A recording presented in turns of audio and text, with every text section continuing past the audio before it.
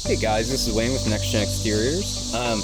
So we're talking about how your exterior can affect the heating and cooling in your house. So the first, most obvious place to start is your windows and doors. If you have old windows, they're not sealed right, you're going to get some draft in through there. It's not going to seal as well.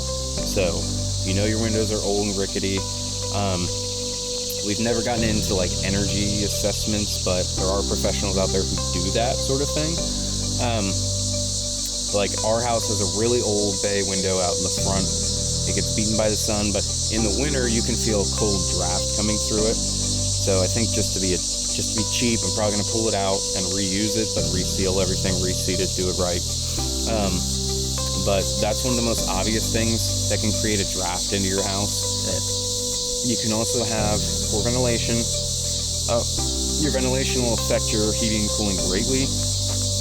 My house used to not have eave intake, so it didn't have vented soffit.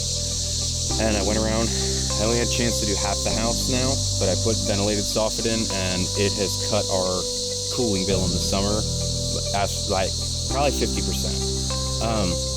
So that's a plus you can do. And then a huge misconception are shingle colors or metal colors.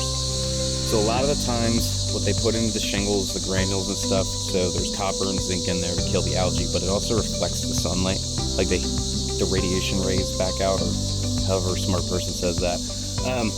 But so it's not, you can get a black shingle and a white shingle, and you're not going to notice a huge difference. The installer might, it's just going to be a little hotter, but they're made out of tar and fiberglass anyway, so they're going to hold heat the same regardless.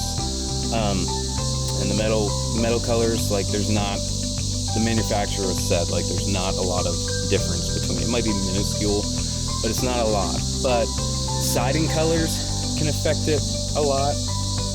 So if you're getting like really dark siding, you might want to put furring strips on your wall so there's a little bit of an air gap out there. Now, really dark siding colors have a lot of trouble with sunlight anyway. I wouldn't recommend getting dark colors unless you really want it, or unless you're in a really shaded area. A lot of times they can warp and can and pillow out and stuff, but that could affect your heating and cooling. But I mean, you have insulation in those walls anyway, so it shouldn't affect it as much. But if you put furring strips, there's a little bit of an air gap. There are ventilation, I've never gotten into it personally, but there are ventilation systems for siding that'll allow the air to flow behind it.